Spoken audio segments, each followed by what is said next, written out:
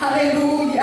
E naquele momento, Jesus, diante de tamanha fé, ele fica maravilhado. E ele olha para aquele centurião com aquele olhar de misericórdia, porque eu posso me imaginar.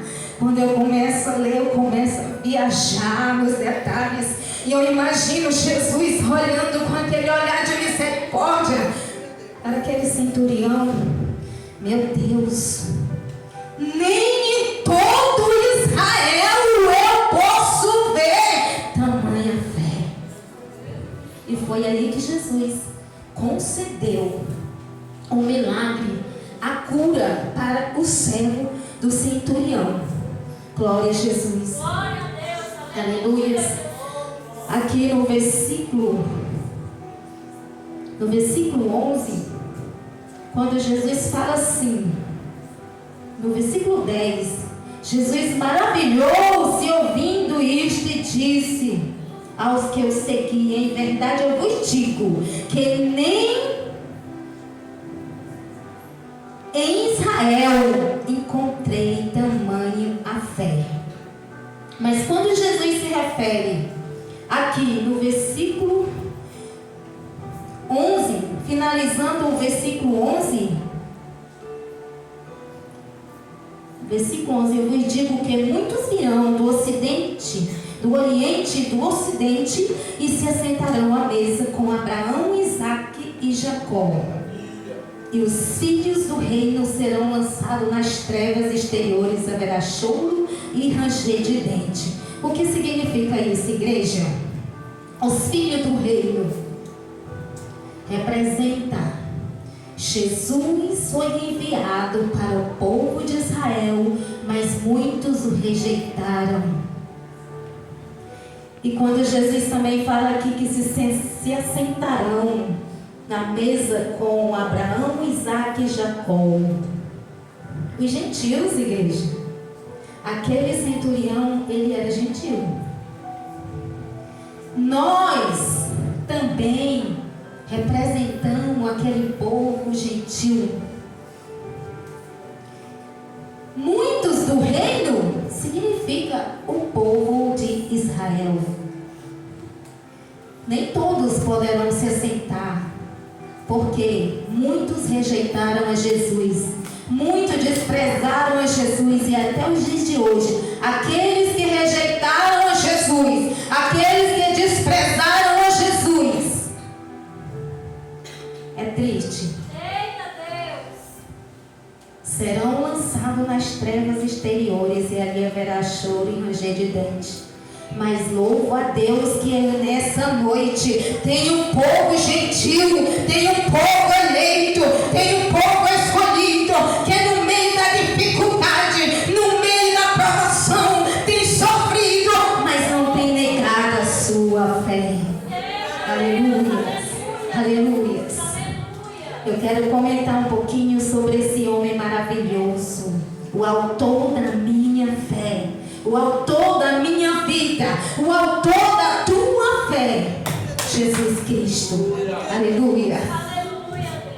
Jesus, ele foi reconhecido pelo centurião como Senhor sobre tudo e sobre todas as coisas.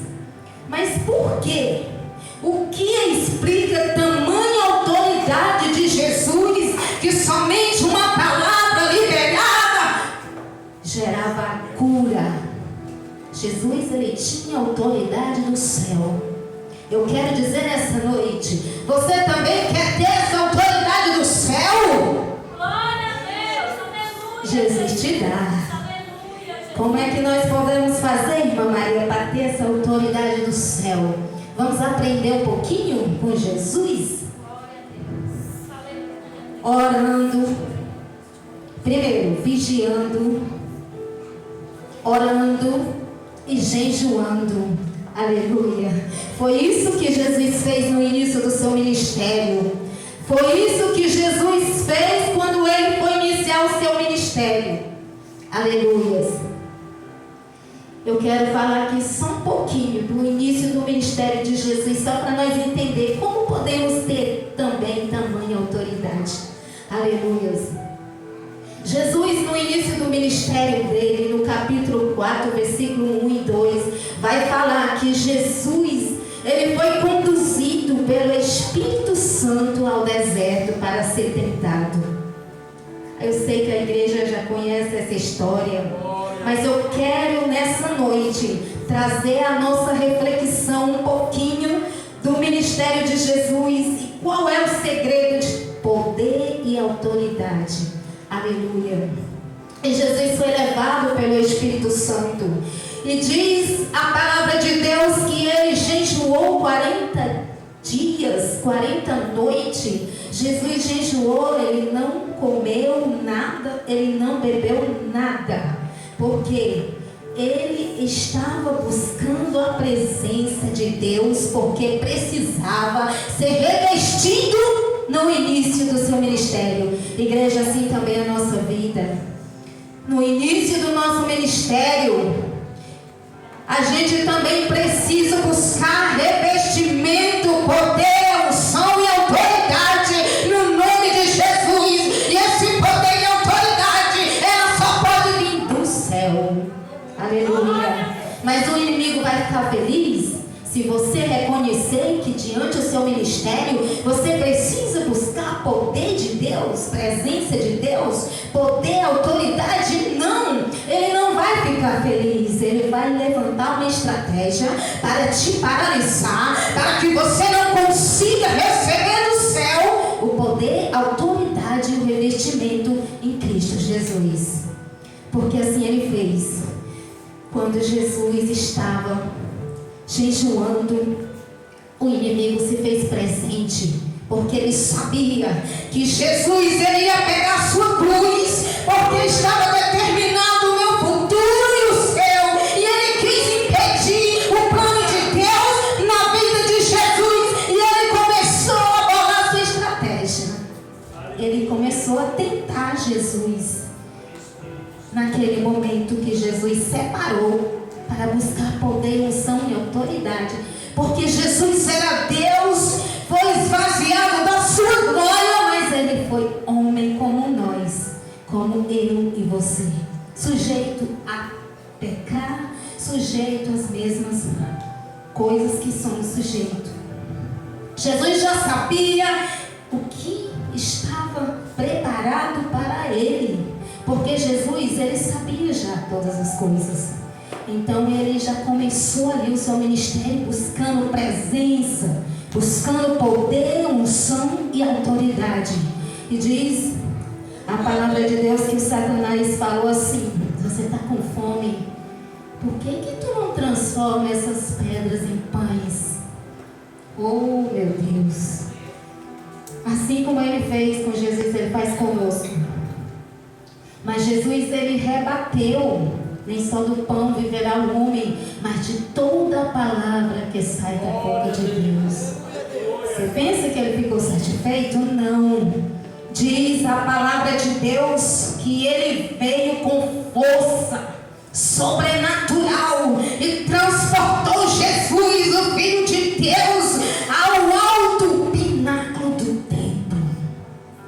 E quando ele estava lá em cima, transportado pela força sobrenatural, porque a igreja não devemos desafiar, porque Satanás tem força sobrenatural, mas ele só faz algo se Jesus permitir. Primeiro falando melhor, Deus permitiu. Eu creio que Deus permitiu que ele transportasse Jesus ao pináculo do templo. E ele olha e fala: lança-te daí. Por quê? Dará ordem aos anjos. Não vai acontecer nada com você. Está vendo como o inimigo é astuto? Mas diz a palavra de Deus que Jesus, ele não cedeu à tentação, mas ele não ficou satisfeito. Ele mais uma vez transportou Jesus a um monte altíssimo. E lá de cima ele mostrou toda a glória e o reino e a glória dele. E falou: se você prostrar e me adorar, tudo isso eu te darei. Oh Deus! Mas Jesus, olha, não, somente a Deus adorará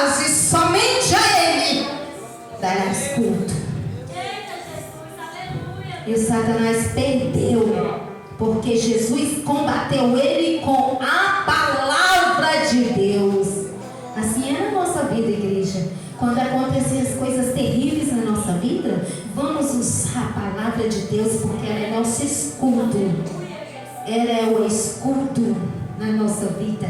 E o poder está na palavra de Deus. E nessa noite essa palavra está liberando nessa noite na tua vida a unção e a virtude de Deus diante da tua enfermidade ou do teu problema que você tem enfrentado. Glória a Jesus. Eu fiquei maravilhada em estudar um pouquinho das grandezas de Jesus. E eu me maravilhei mais ainda quando fala que Jesus, um certo dia, vai falar aqui em Mateus 14, versículo 34, 35 e 36, que um certo dia, tendo Jesus passado para a outra banda, chegaram todos os que chegaram à terra de Genezaré. Jesus tendo passado para outra banda, chegando à terra de Genezaré, trouxeram todos os que estavam enfermos e rogavam-lhe para que ao menos pudesse tocar a orla da sua veste, e todos os que as tocavam ficavam curados. Oh, glória! Igreja, liga aí o pensamento e imagina tamanho o poder e a autoridade de Jesus quando o centurião refere-se somente uma palavra. E já aqui nessa outra palavra, somente eles queriam tocar na orla da sua veste, sabendo e convictos que ficariam curados. Oh, glória! E diz a palavra de Deus que todos aqueles enfermos, eles foram curados pela fé, poder e autoridade no nome de Jesus. Eu comecei a meditar um pouco e fiquei maravilhada quando eu peguei algumas referências que falavam sobre aquele centurião.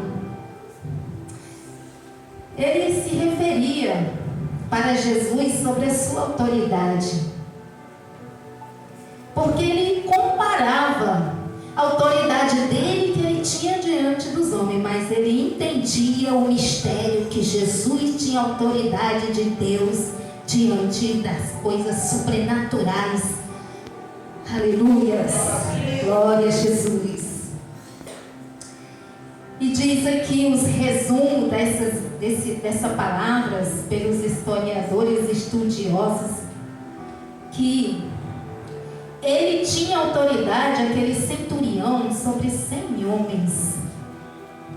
Por isso o nome dele era centurião, mas ele tinha autoridade sobre 100 homens. 100 homens era uma parte, somente uma parte de uma legião, que era composta de 6.000 soldados romanos. Por glória a Jesus. Aí eu fiquei maravilhada demais. Meu Deus, um oficial com poder e autoridade comandava 100 homens. 100 homens são uma pequena parte de uma legião composta de 6.000 soldados romanos. E ele naquela hora se sentiu tão vulnerável diante do mestre. Ele sentiu tanta confiança, tanta convicção diante do mestre, autor, Senhor, sobre tudo e sobre todas as coisas. E eu fiquei maravilhada porque ele creu, ele acreditou que somente uma palavra o servo ficaria curado. Aleluia. Assim também eu volto lá naquela palavra da mulher do fluxo de sangue. Ela também rompeu uma multidão. Ela superou as dificuldades. Ela venceu as barreiras. Fraca, sem força.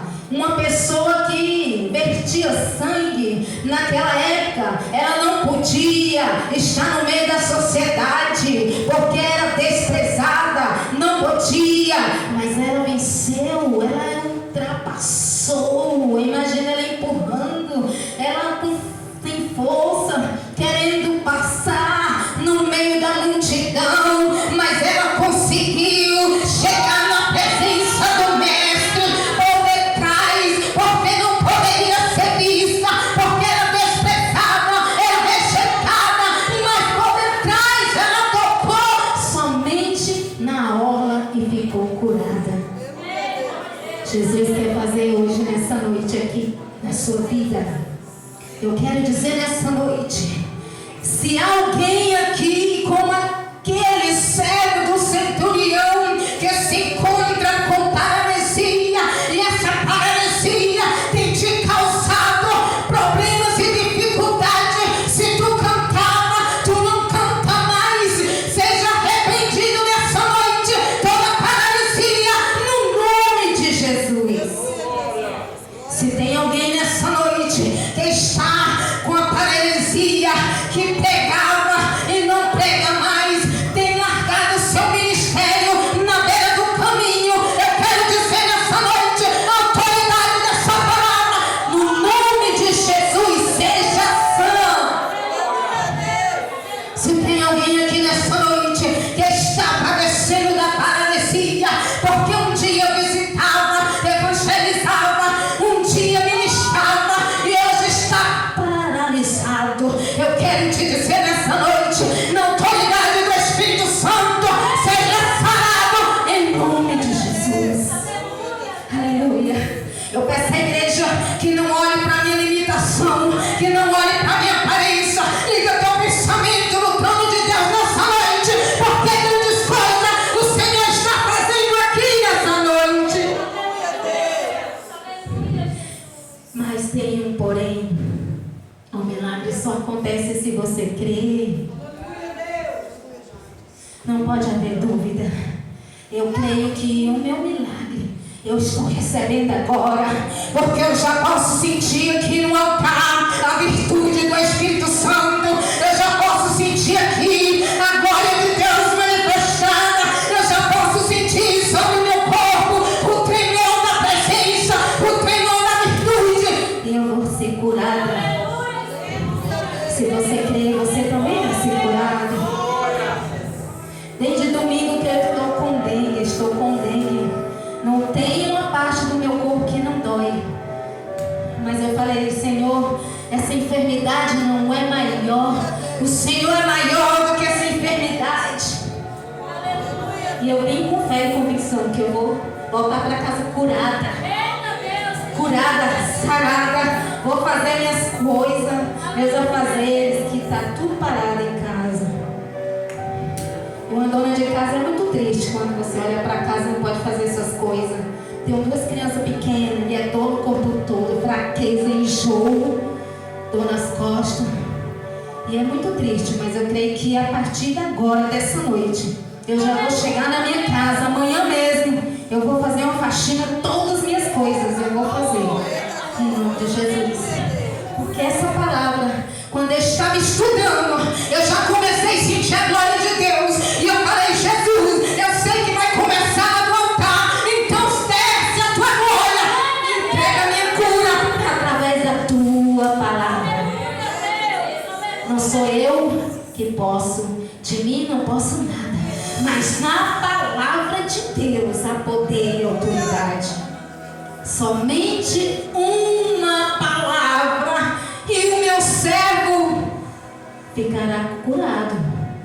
Ele teve convicção. Se você ter convicção agora, nessa noite, a cura vai acontecer aqui nessa noite, física e espiritual. A paralisia vai sair nessa noite. Você vai voltar a trabalhar no teu ministério que Deus entregou nas tuas mãos. Se foi cantar, em nome de Jesus, eu profetizo nessa noite, eu ministro a palavra de Deus, haja cura de toda paralisia, em nome de Jesus. Você cantava e não canta mais, você vai cantar em nome de Jesus. Se você trabalhava e está desmotivado, a paralisia sai agora, em nome de Jesus. Toda paralisia sai agora, em nome de Jesus. Há uma ordem do céu nessa noite, em nome de Jesus. A palavra está sendo proferida e a palavra de Deus tem poder. Aleluia, glória a Jesus. Aleluia. Já quero finalizar. Aleluia. Só para finalizar, a igreja, não é fácil cumprir o nosso chamado aqui na terra, mas Jesus, Ele venceu, e assim como Ele venceu as tentações, nós também vamos vencer todas elas. Mas eu quero dizer, igreja, quando você se levanta para orar, o inimigo também vai se levantar para te paralisar, porque através da tua oração as muralhas são caídas, desfeitas, projetos do inimigo são desfeitos, as armas preparadas espiritualmente são quebradas. Você entra no mundo espiritual, a tua oração sobe no mundo espiritual, a qual as pessoas não veem, mas quando você ora, você consegue sentir, você consegue ter discernimento, e o inimigo não quer isso. Ele quer fazer as coisas e não tem ninguém com visão para que seja revelado. Mas aonde tem oração, aonde tem jejum, aonde tem clamor, aonde tem vigilância, tem poder de Deus, tem autoridade dos céus, milagres acontecem. Aleluia, Deus, eu creio, Jesus. Aleluia. Quando eu reconciliei na presença do meu Deus, há muitos anos atrás, eu estava no mundo, nasci no Evangelho, mas na minha adolescência dei uma distanciada, querendo conhecer o mundo. E quando eu retornei para a presença de Deus, já depois de muitos anos sofrida, maltratada, tudo que o inimigo poderia fazer, ele tinha feito para me destruir. Mas eu voltei para a presença de Deus e Jesus reconstituiu a minha vida. Glória a Deus, aleluia, Jesus. Estava sozinha na época, eu era mãe solteira, mas tinha promessa na minha vida. Jesus um dia falou: você vai ser esposa de um pastor, e eu tinha isso na minha mente. E todos não me davam nada. Todos olhavam para mim, olhavam para a minha aparência e falavam: nunca vai casar, cheia de filhos, já uma senhora. Eu estava com 39 anos. Jesus, com 39 anos, me deu meu esposo. Casei. Jesus reconstituiu a minha vida. Eu ia para a igreja, eu não tinha um sapato, eu ia de sandália havaiana quebrava, eu colocava um preguinho, eu chorava porque eu via todas as irmãs bem vestidas, bem arrumadas, e eu passei 2 anos na prova. Roupas não tinha condição de comprar, sapato também não, e eu chorava e eu falava: Jesus, muda a minha história. E aí quando deu 2 anos e meio, Jesus falou assim: eu estou mudando a tua história, eu vou mudar o teu guarda-roupa, você vai ter roupa para escolher com o dedo a roupa que você quer usar. E eu fiquei feliz, e Jesus mudou minha história, e hoje eu tenho roupa, calçados, sapatos, para a honra e a glória do Senhor. Jesus me deu minha casa, passei muito tempo também passando sofrimento, humilhação com aluguel. Jesus nos deu um apartamento, coisa mais linda, tem piscina, tem salão de festa, tem um parquinho das crianças brincar. Mas antes disso, igreja, eu passei pela prova, e foi muitos anos, viu, igreja? A promessa veio se cumprir na minha vida agora, na altura do campeonato. Não desista, igreja, não desista. Jesus é fiel para cumprir o que Ele fala na sua vida. Aleluia. E agora só estou esperando agora receber o carro novo, né? Porque, Jesus é assim. A gente faz a obra, e se Jesus quiser abençoar, para nós é lucro. Mas se Ele não quiser, nós também continuamos assim, né? Continua. Mas se Ele quiser, nós recebemos a bênção, né? Aí eu estou esperando agora só o carro, né? Eu creio que até o mês de junho, agosto. Até o mês de agosto eu há de vir testemunhar aqui na igreja, em nome de Jesus. Eu agradeço a rica oportunidade em nome de Jesus. Deus abençoe.